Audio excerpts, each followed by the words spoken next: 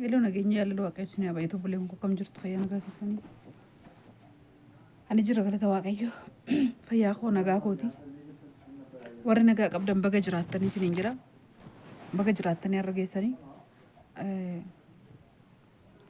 Har'a yeroo baay'ee waan baay'ee naan didhiisan zimin jedha. Waa dubbachuun barbaade har'a. Maaliif zim jedha? Gorsa obboloota gaarii ilaaleen zim jechaa ture.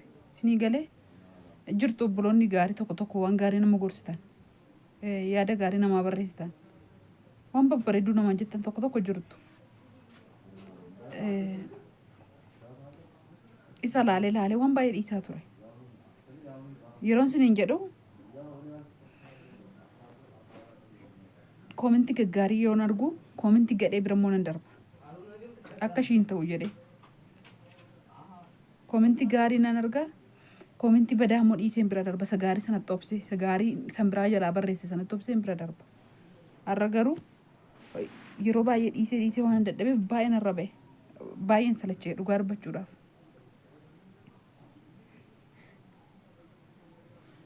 Anuma miqqanyaa biratti hin boo'u. Maaliif hin boonye beektu?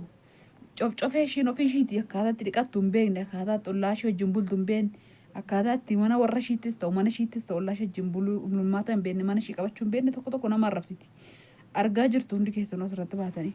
Dhiisi viidiyoo namaa koomentii namaa ilaalin tigisti, dhiisi yaada namaatti qabamin tigisti, dhiisi akkana godhi tigisti, dhiisi akkas godhi tigisti. Yeroo isin jettan namoota hedduu isin laaleen isinitti obsa jechuudha. Warra yaada gaarii, sammuu gaarii, arraba gaarii warra qabdan. Cofcofeen tokko muka ishiitu hin beektu as baatee nama arrabsiti. Miqqanyaa budaadha ishiin ishii budaa kiristaanni nama arrabsu miti arrabsuu dhufee har'a. Budaadha ishiin. Qoshaashaan ofii ishiitu qoshaashaadha. Ishii qoshaashaatu namaan qoshaashaadhas bahee nama arrabsa. Ishii xuraaftuu ofii ishii xiraa deemtutu hin xuraaftattees baatee nama arrabsiti. Ishii namni sammuu gaarii qabu, namni barumsa qabu, namni yaada gaarii qabu, namni dhukkubsatee kalee dhukkuba ofirraa kaasee dhukkuba namaa sanaa bare, namni rakkatee rakkina ofirraa kaasee rakkina namaa bare nama arrabsu ture. Nama arrabsu ture jechuudha. Namni akkana yaada gaarii namaa barreessa. Koomentii gaarii namaa kenna. Yoo dadhabdellee si gorsa. Yoo wallaaltellee karaa sitti agarsiisa. Jaamaaniif jaamaan wal gotatee bu'aa malee wanni isa deebisu hin jiru. Garuu jaamaa bira inni ija qabu yoo jiraate bu'aarraa deebisa ture. Inni ija qabu yoo jiraate. Furraamiin tokko muka ishii kan hin beekne nama arrabsitas baatee koomentii irratti. Akkasiin hin dubbatiin tigisti dhiisi naan jettan nan beeka garuu narra ba'e. Argaa jirtu koomentii jala galtanii waan baay'ee argaa jirtu. Mana kee qulqulleeffachuu hin beektu. Of deebii of laali viidiyoon kee waan fakkaatu of laali cofcofee inni qattu maal sittan xiraa'e eessa koo sitti xiraa qoshaashaa anu uffata uffadhee bulee nu uffadhee hin ka'u ganama lafa. Bijaamaa 15 darbaan mana kanaa qaba. Jaallattu jibbitu waan ala deemee dhufeefis miti. Duraanuun waan akkanaan jaalladhu haati kootu hin jetti. Ati akka nama magaalaa godhatta malee dura akka nama gaxarii sin godhu dhiqachuun kee uffachuun kee naan jetti. Dhiqachuu fi mana sirreeffachuudhaan haadha koo waan viidiyoo haadha koo biratti dawwalee ishii waraabee ragaa haati koo naaf taatudha. Akka nama gaxarii miti ati duriyyuu dhiqannaan itti dhiqattu uffannaa itti uffattu naan jetti. Uffata hotee waaqayyoof haa galatu. Daa'imummaa kooti kaasee dhabee hin beeku. Duris gabaanan nagada nan bitadhaa nan argadhaa. Har'as immoo erga mana godhadhee waaqayyoof ulfinnaa ta'u. Bijaamaa 14 innan aaddisii biyya alaati fideeyyuu 14 isa duraan mana kana jiru mitiiti. Dhugaa waaqayyooti kun. Inna fidee namoota akka kenneef nama hin beekiin namoota garanaa hammeessanillee ilaalee nama kenneefuu qaba bijaamota. Uffata haaraa ofirraa otoo Kiristoos otoo narra hin ga'iin uffata ofirraa akka shaanxaa kee jirutti fuudhee namaa kennillee hin jira.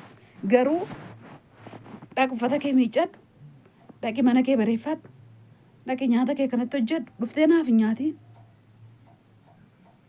Isa dhirsa kee hin kabajju, dhirsa kee akkana hin gootu, maaltu si gashe? Wanni si gashee jira rakkattu.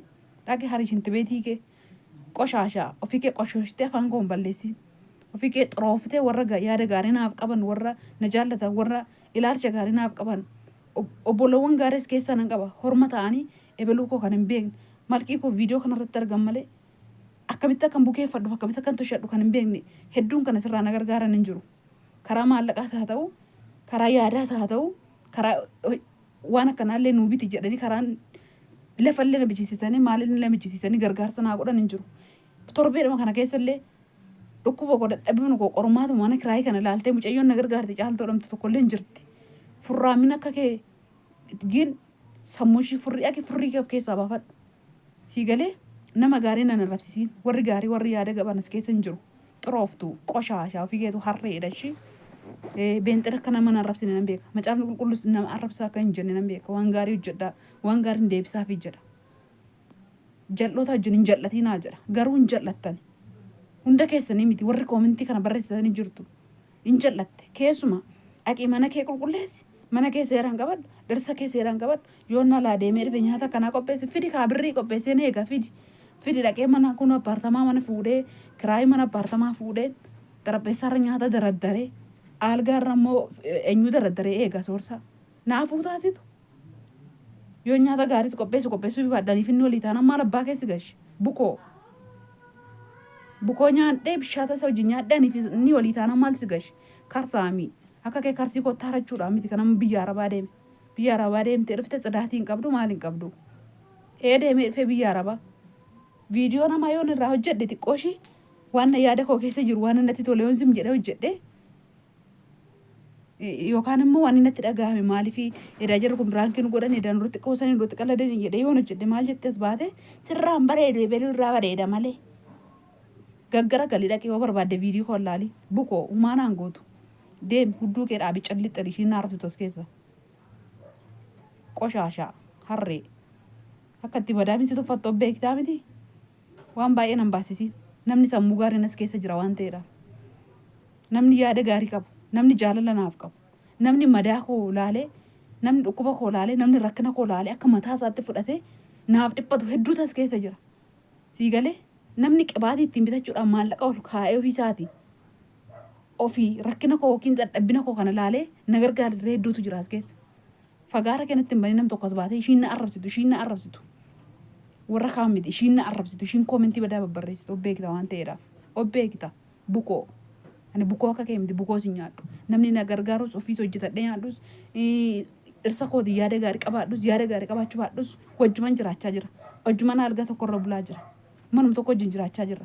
Atachi teessee fagaara kee banta malee yoo barbaadde soorsaan waan inni naan godhiif hin jiru. Waan inni naan godhin hin jiru.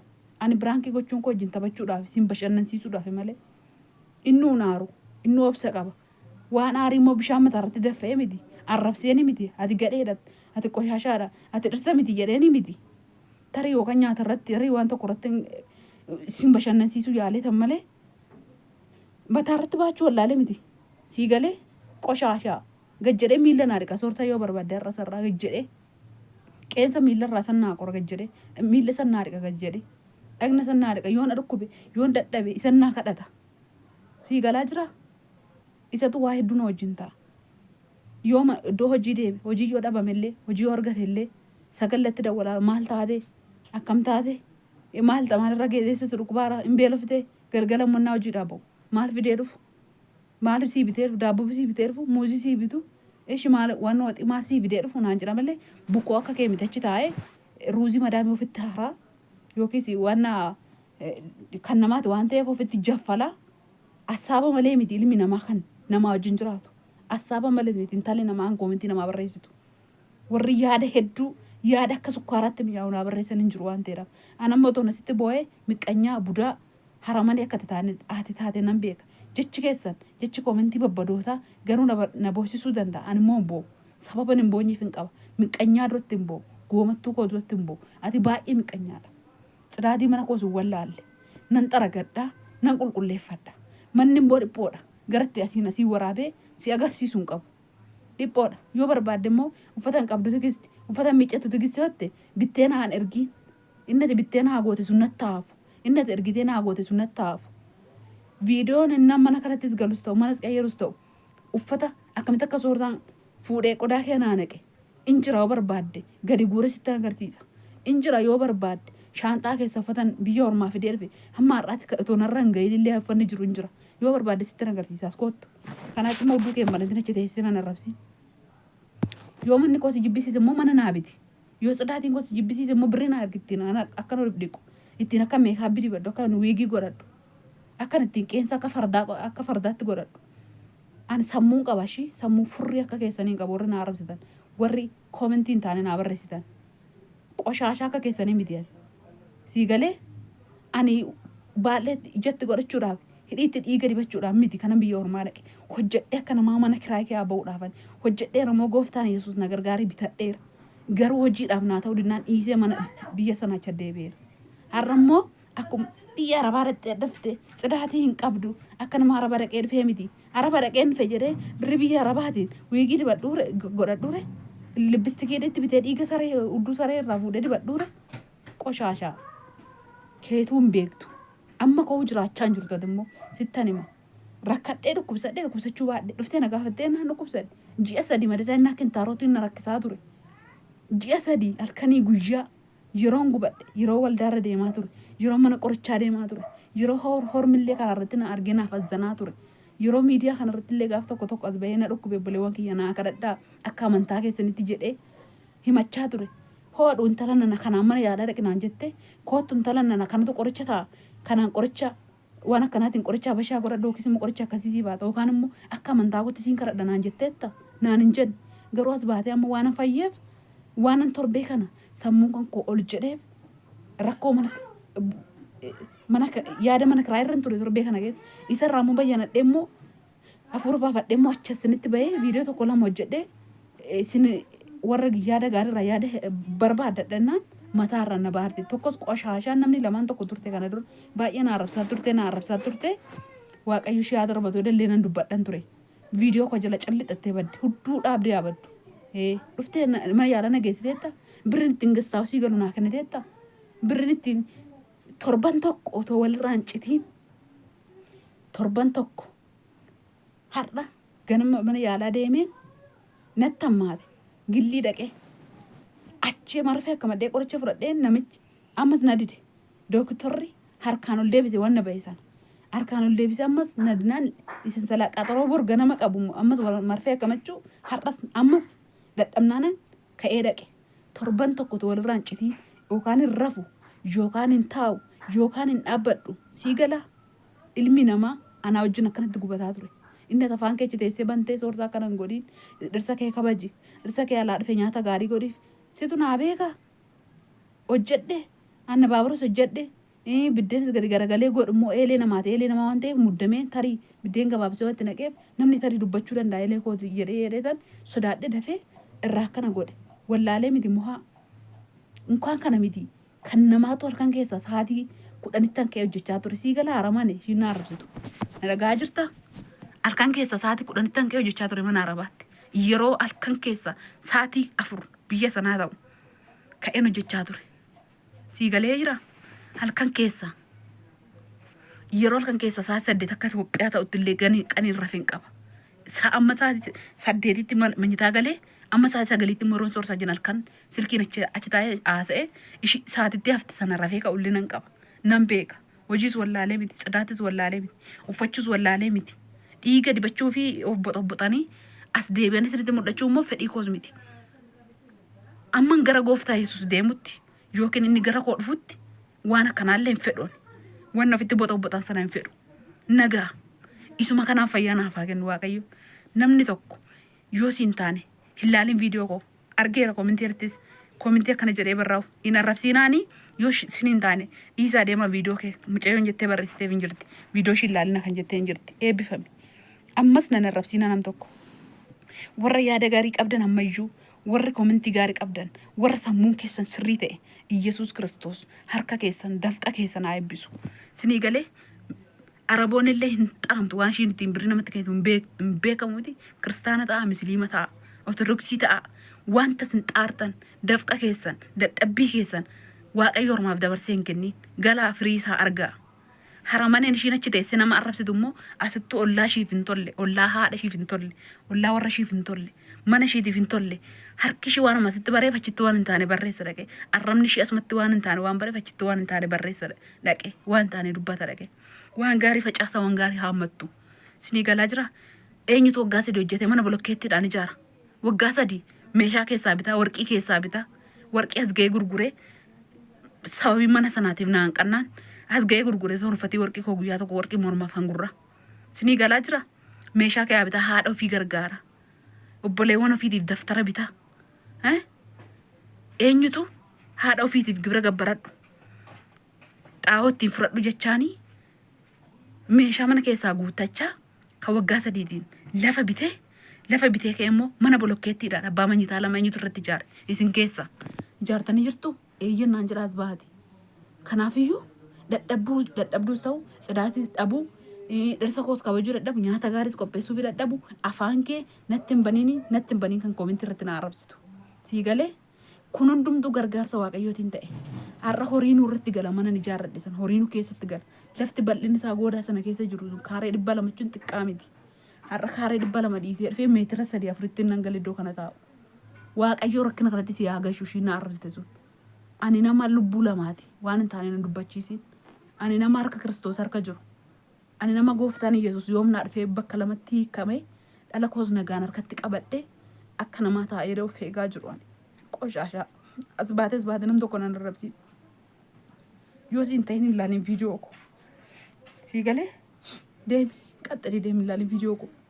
Akka ilaaltuun barbaadu. Mana qulqulleeffachuu baadhee. Miicachuu baadhee. Nyaata bisheessuu baadhee. Zinnaa bisheessee ammarratti. Waggaa meeqa erga wal fuunee isaa wajjin hin beektaa? Waggaa meeqa maal akka qabnu hin beektaa yeroo majammaraa walitti dhufnu? Harree yoo heerumteerta ta'e dhirsi kee akka harree abbaallee jala gangalataa ta'u loon qoshashaa abbaallee dubartii abbaallee jala. Sii galee xurooftu. Soorsaan isaaniis nama akkanaa miti ishee. Eenyutu waggaa 3 gadi jedhee mana kiraayii bakka 2tti kaffalatee bakka hojii fi manooraatti kaffalatee waxii alaa bitee nyaadhu manatti nyaata qopheeffatee biddeen gogduu bitatee haadha manaa isaa egaa manamummaadhaan.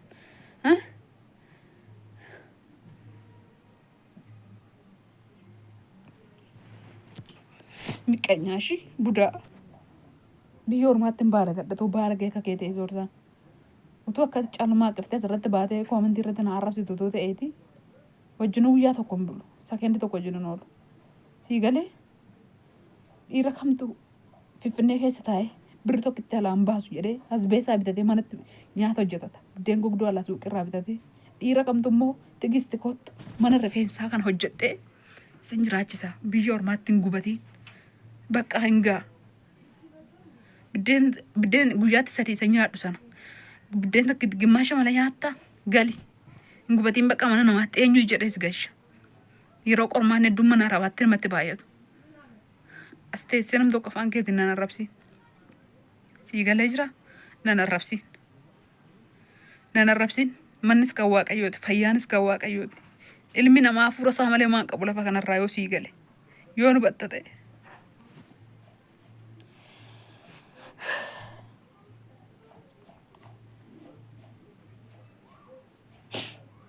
Ilma namaatiif wanti kennamee jiru manas miti qabeenyas miti qullaa isaa dhufe ilmi namaa lubbuu isaa hafuura isaatu kennamee foon kun waan keenya miti yeroo inni nu ganu hin beeknu waan ta'eedhaaf hafuura keenya bichaatu kan keenya.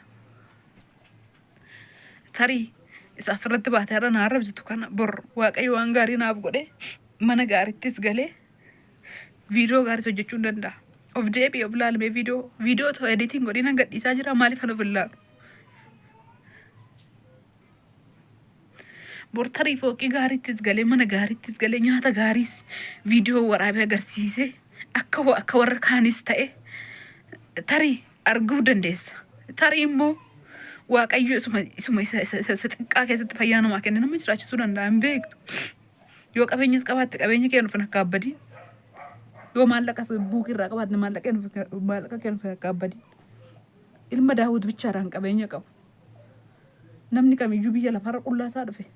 Har'as qullaasaa ol deebi'a. Laxalaa tokkittiitti irra bu'aa malee gaafa du'u. Jecha malee maal jechuudha namaan jechuun as baanee nama arrabsuun.